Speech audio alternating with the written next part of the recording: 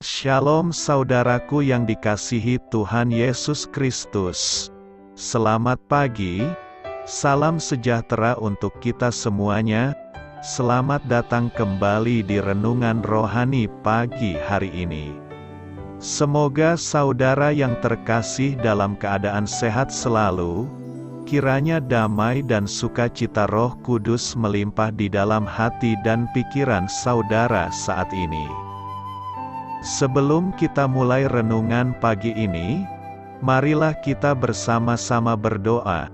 Tuhan Yesus, terima kasih sudah membangunkanku pagi hari ini. Terima kasih atas penyertaan dan perlindungan Tuhan. Semua karena karunia Tuhan aku dapat bangun dengan pagi hari ini. Aku menyerahkan seluruh aktivitasku hari ini ke dalam kuasa tangan Tuhan. Jauhkanku dari yang jahat, ya Tuhan. Tuhan Yesus, tolong lindungi dan berkati aktivitasku hari ini. Tolong berkati juga keluarga dan teman-temanku, Bapa Surgawi, oleh karya Roh Kudus. Tolonglah aku untuk menjauhi segala sesuatu yang melukai hati-Mu. Ampunilah segala dosa kami, ya Tuhan. Dalam nama Tuhan Yesus, aku sudah berdoa. Amin. Sahabat saudara rohani, pembacaan ayat emas Alkitab renungan kita hari ini terambil dari 1 Korintus 9 ayat 24 sampai dengan ayat 27. Tidak tahukah kamu, bahwa dalam gelanggang pertandingan semua peserta turut berlari, tetapi bahwa hanya satu orang saja yang mendapat hadiah? Karena itu larilah begitu rupa, sehingga kamu memperolehnya. Tiap-tiap orang yang turut mengambil bagian dalam pertandingan, menguasai dirinya dalam segala hal. Mereka berbuat demikian untuk memperoleh suatu mahkota yang fana, tetapi kita untuk memperoleh suatu mahkota yang abadi. Sebab itu aku tidak berlari tanpa tujuan, dan aku bukan petinju yang sembarangan saja memukul. Tetapi aku melatih tubuhku dan menguasainya seluruhnya, supaya sesudah memberitakan Injil kepada orang lain, jangan aku sendiri ditolak. 1 Korintus 9 ayat 24 sampai dengan ayat 27. Inti dari ayat emas renungan kita adalah: kita menguasai diri dalam segala hal untuk memperoleh suatu mahkota yang abadi. Mari kita mulai renungan pagi kita. Judul renungan kita hari ini adalah Ikut Bertanding, ditulis oleh Adam R. Holz. Menurut data dari website statista.com, rata-rata masa karir pemain football di Liga Nasional cukup singkat, yakni 3,3 tahun.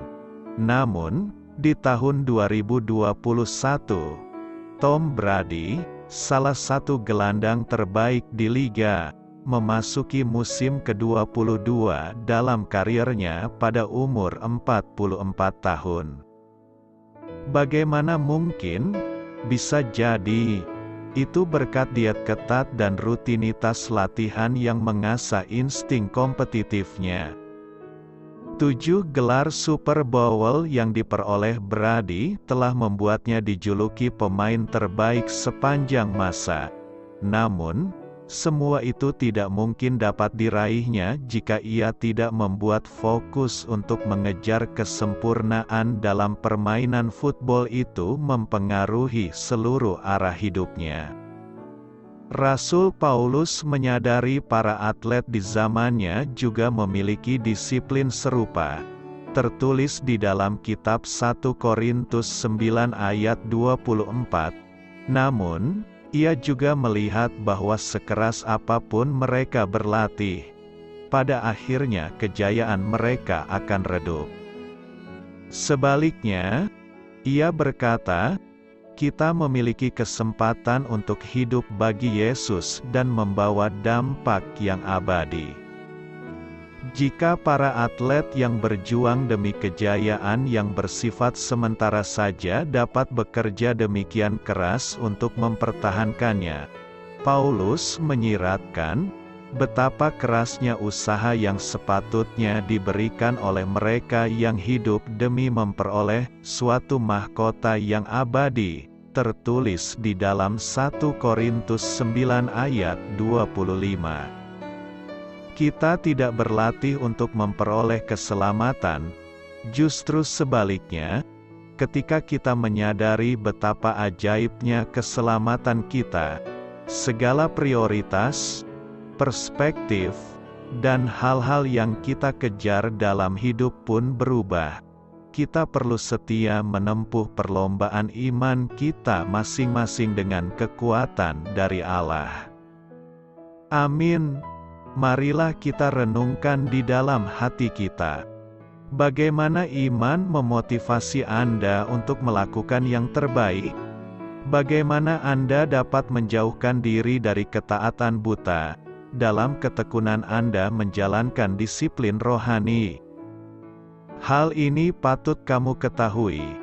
Umat di Korintus dapat memahami metafora atletik yang digunakan Paulus dalam 1 Korintus 9. Korintus adalah lokasi diadakannya kejuaraan Ismia.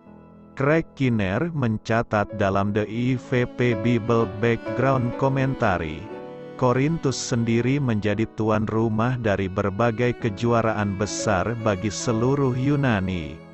Setiap 2 tahun sekali di Tanah Genting, Isthmus, kegiatan-kegiatan itu merupakan perayaan Yunani yang paling banyak dihadiri pengunjung selain Olimpiade.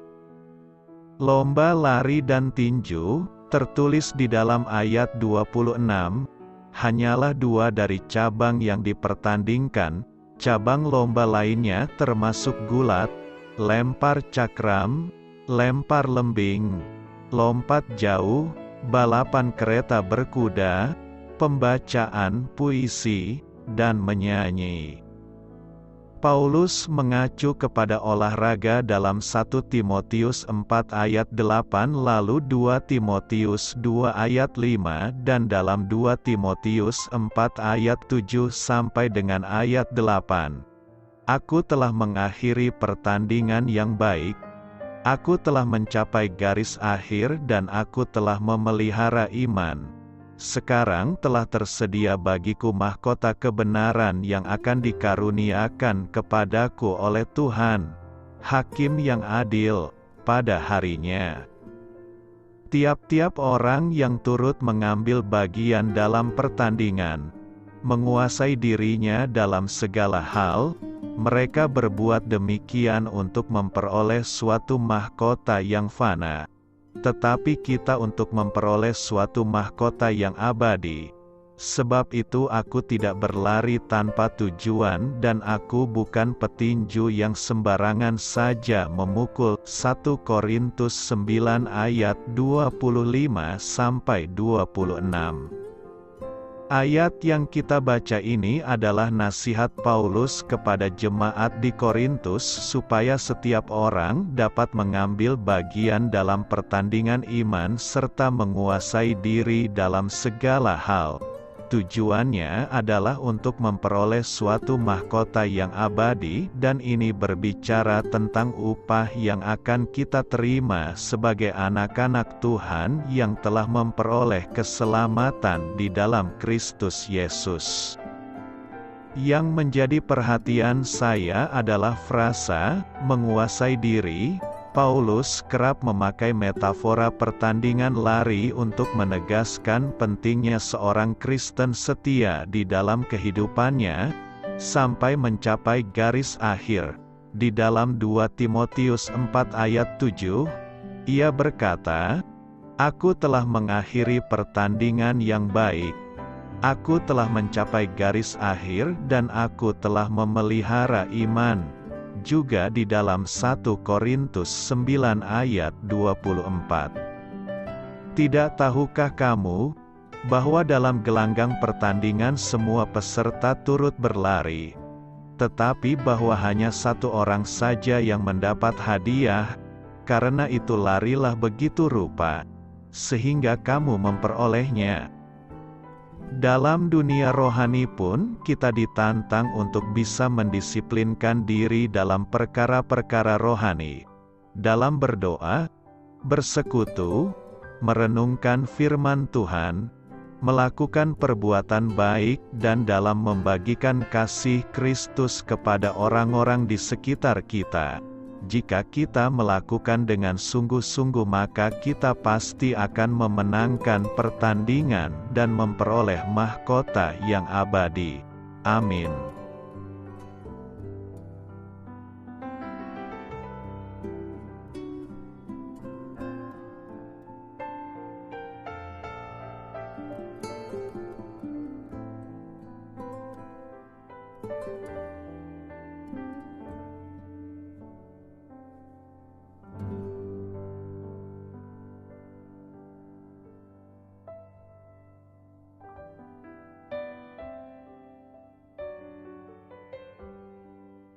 Marilah kita renungkan sahabat saudara rohani.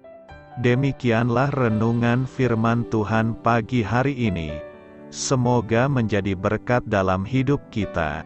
Dan sebelum kita memulai segala aktivitas kita pagi hari ini, marilah kita berdoa. Selamat pagi Bapa, malam hari telah berganti pagi. Kehidupan baru telah Engkau berikan kembali bagi kami. Bapa Surgawi, tolonglah aku menyadari kebutuhan orang lain, supaya aku dapat membagikan apa yang telah Engkau berikan kepadaku. Pada saat aku membutuhkan, berilah aku keyakinan bahwa Engkau akan mencukupkanku, melalui orang-orang yang mengasihi-Mu, bukan karena kami pantas atau layak, namun karena kasih karunia-Mu kami boleh ada, sebagaimana kami ada di pagi hari ini. Terima kasih Tuhan, atas kesempatan baru yang telah Tuhan berikan kepada kami, untuk bisa memperbaiki diri agar kami bisa lebih layak di hadapan-Mu. Hari ini kami serahkan semua perkara dan kesulitan yang akan kami lalui ke dalam tangan-Mu. Biarkanlah kami bisa memuliakan-Mu dalam segala aktivitas yang akan kami lakukan. Amin. Biarlah firman Tuhan menjadi pengingat untuk kita semua, bahwa tuntunan dari Roh Kudus akan selalu memberi jalan keluar bagi setiap permasalahan hidup kita, dan memberi kedamaian di hati kita. Sampai jumpa di renungan pagi saudara rohani berikutnya. Kiranya Tuhan selalu memberkati saudara semua hari ini. Amin. Shalom.